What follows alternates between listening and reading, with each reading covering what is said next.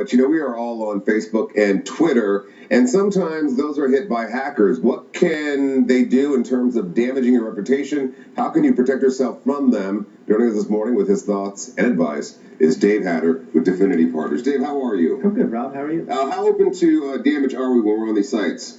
Well, a lot, especially if you're not careful about the things that you click on and, messages that you might open and click on and follow the instructions there, like give me your password. And that's well, the thing is she got the same one. I got an email that seemed like it was from UPS, which said I had a flat package waiting for me. I deleted that immediately. That's a good plan. That's an attack called phishing. It's used all the time to get people's personal information, right. And in many cases then hack into their Twitter or Facebook account. And the best advice in general is if you get an email like that, you did the right thing. Either just delete it outright if you have no idea what it's about, or if you think, well, could this be real? Is there some action I should take?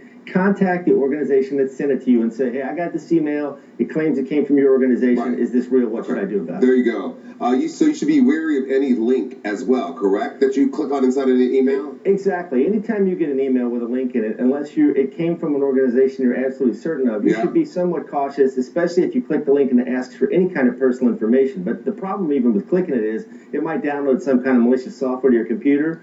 So one good plan is always, if you put your mouse over the link, just let it hover there for a minute. Down in the bottom left-hand corner of your browser window, no matter what browser you use, it will show you where that link goes, and you can see, do they match up? Okay. If they don't match right off the bat, that's a sign that it's fake. Do not click it. Strong passwords. Strong passwords. You want a password that's got at least 8 characters total, and ideally a mixture of upper and lowercase letters, symbols, and numbers, because that way it makes it much harder for someone to guess and or even for a computer to crack. And I say that's going to be really hard to remember, but you say you can substitute symbols for where there are letters, correct? Exactly. You could take a word like WXIX. Obviously, that doesn't meet the 8-character limit. Sure. But for example, you might say WX and replace the 1 or the I with a 1. Something like that. Or, E can be 3, A can be the @ symbol.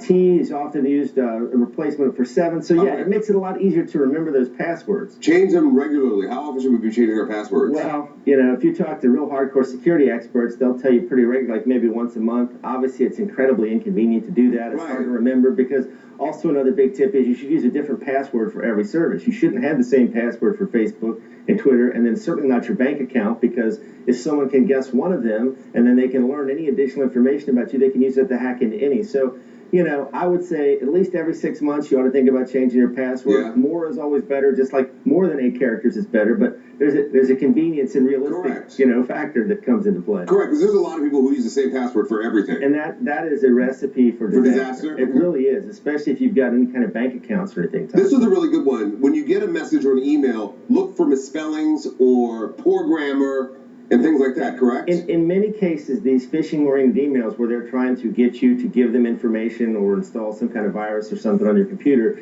it's coming from somewhere outside the United States. Correct. It'll have funky grammar, it'll have misspellings, it'll have weird accent symbols and so forth in it. But in many cases, these things are done very professionally because you can go to someone's website and take their logos and so forth. So that is almost always an indication that it's not real, but it's still not the best test because you'll see a lot of these that are really, really good. All right.